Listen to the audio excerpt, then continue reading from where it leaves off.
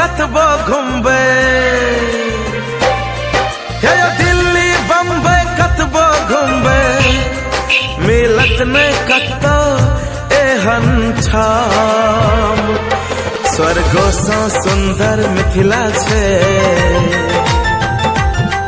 स्वर्गो सँ सुंदर मिथिला छे, ओए मिथिला में छे हमर गाम। स्वर्गो सँ सुंदर मिथिला छे, ओए मिथिला में छे हमर गाम। हे दुबई मलेशिया कतबो घुमबे, हे सऊदी कतार कतबो घुमबे, मिलत नहीं कतो एहन ठाम। स्वर्गो सँ सुंदर मिथिला छे, स्वर्गो सँ सुंदर मिथिला छे, ओए मिथिला में छे हमर गाम। स्वर्गो सँ सुंदर मिथिला छे, ओए मिथिला में छे हमर गाम।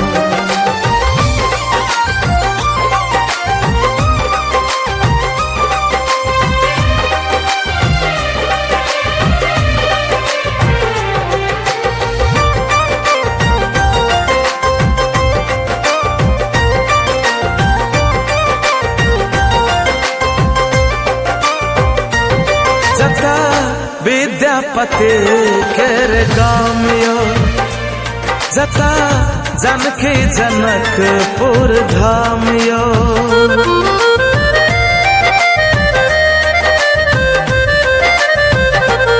जता कुसुमा सलहेश के प्रीत यो, जता एक नहीं अनेको छे रीत यो। जता माइट जोइत का पेट चले छे, जता नीप पोछ का चूल्हा जले छे, जता दीप जले छे ढेरते शाम। स्वर्गो सँ सुंदर मिथिला छे,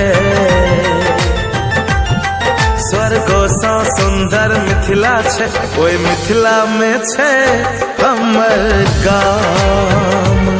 स्वर्गो सँ सुंदर मिथिला छे, ओए मिथिला में छे हमर गाम।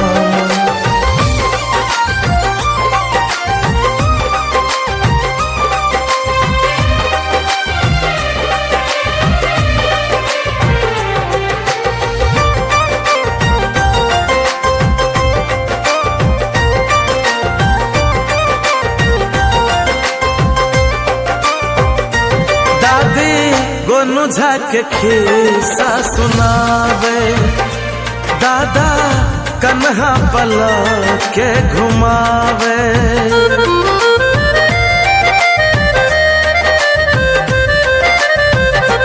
माई अचरा में लाके सुतावे, गलती करला पर कान पकड़ावे। हे बचपन बितले हंसते खेलते, हे ढार पोखर महलते हेलते, हे पता न चलल कखन भेलिए जवान।